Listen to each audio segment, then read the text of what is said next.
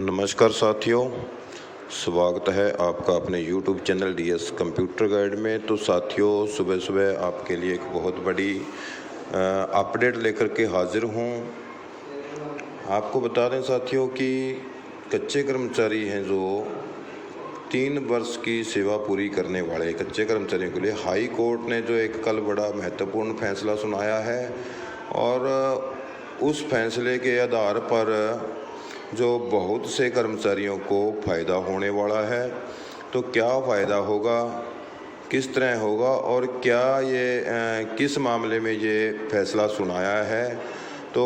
आपको विस्तार से सुनाएंगे साथियों। तो पूरी खबर जानने से पहले आपसे निवेदन करूंगा कि जो भी साथी हमारे चैनल पर पहली बार आए हैं, वीडियो को देख रहे हैं, तो कृपया चैनल को सब्सक्राइब जरूर कर लें और वीडियो को आगे से आगे शेयर करें और लाइक भी जरूर कर दें साथियों। तो चलिए साथियों, देरी ना करते हुए ले चलते हैं पूरे मामले की ओर। तो यहाँ पर आप साथियों देख सकते हैं, समान लाभ देने के बावजूद किसी कर्मचारी की सेवा को नियमित ना करना समानता के अधिकार का उल्लंघन है, ये कहना है माननीय उच्च न्यायालय हरियाणा एवं पंजाब का। तो चंडीगढ़ से जो पंजाब एवं हरियाणा हाई कोर्ट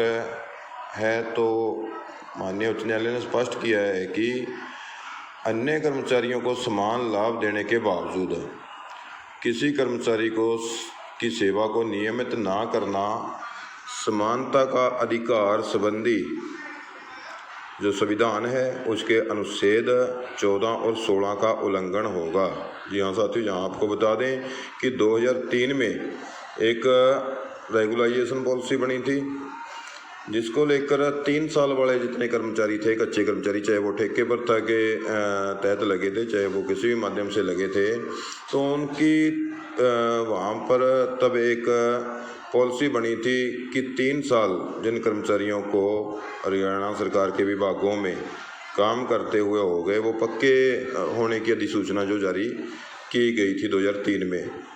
जिसके तहत 30 सितंबर 2003 को 3 वर्ष की सेवा पूरी कर चुके जितने भी अनुबंधित या पार्ट टाइम डेली बेसिस कर्मचारी थे, उनकी सेवाओं को नियमित किया गया था। लेकिन कुछ जो कर्मचारी उनको उस नीति का, जो उस पॉलिसी का लाभ नहीं दिया गया, तो उन्होंने एक याचिका दायर कर उनको भी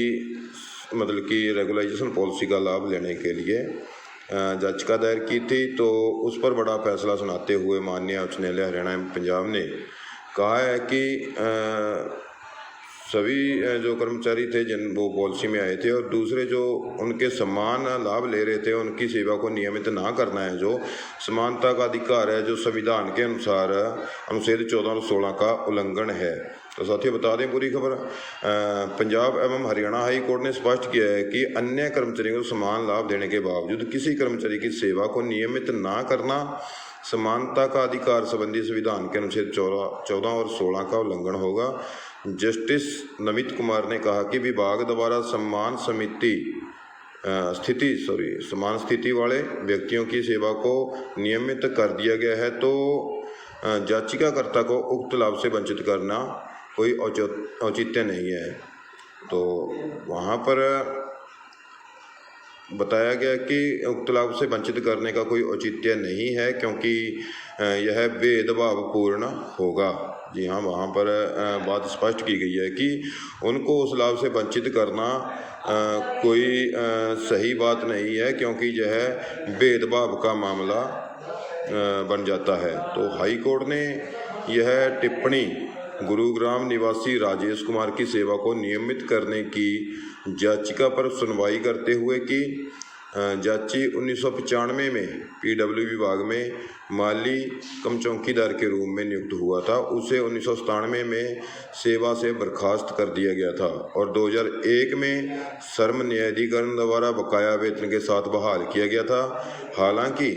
विभाग द्वारा हाई कोर्ट के समक्ष इस निर्णय को चुनौती दी गई थी और बकाया वेतन की वसूली पर रोक लगाने का जो आदेश दिया गया, लेकिन उसे बहाल का जो आदेश जारी रखा। हाई कोर्ट ने माना था कि चूँकि याचिकाकर्ता ने 1 अप्रैल 1997 से 3 फरवरी 2004 तक काम नहीं किया था, उस दौरान उसका गैप हो गया था क्योंकि उसको बर्खास्त कर दिया गया था, तो इसलिए यह पूर्ण बकाया वेतन पाने का हकदार नहीं है, यह विभाग का कहना था तथा उसे बकाया वेतन का 25% प्रदान किया गया। हरियाणा सरकार ने 2003 में एक अधिसूचना जारी की जिसके तहत 30 सितंबर 2003 को 3 वर्ष की जो सेवा पूरी कर चुके तदर्थ अनुबंध दैनिक वेतनभोगी यानी कि डेली वेज कर्मचारी जो भी ठेकेदार के प्रथा जैसे भी लगे हों उन सेवाओं को नियमित किया गया था, भले ही 6 महीने का ब्रेक रहा हो। उसमें ये शर्त भी नहीं थी कि इसमें सेवा का ब्रेक ना हो, तो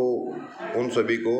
जहाँ पर बताया गया है कि भले ही 6 महीने का ब्रेक रहा हो, अधिसूचना में आगे कहा गया कि यदि ऐसा ब्रेक कर्मचारी के कारण नहीं है तो 31 जनवरी 1996 से पहले नियुक्त कर्मचारियों को नियमित किया जाएगा, बशर्ते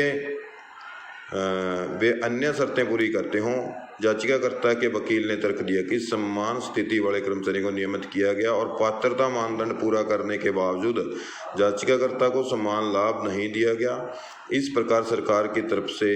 कहा गया कि चूंकि याचिकाकर्ता को 24 दिसंबर 2003 को सेवा में वापस ले लिया गया था और 2 फरवरी 2001 के फैसले के खिलाफ हरियाणा सरकार की अपील हाई कोर्ट में लंबित है, इसलिए याचिकाकर्ता की सेवाओं को नियमित नहीं किया जा सकता। सभी पक्षों को सुनने के बाद कोर्ट ने पाया कि कुमार ने लगभग 29 वर्षों तक विभाग में सेवा की है और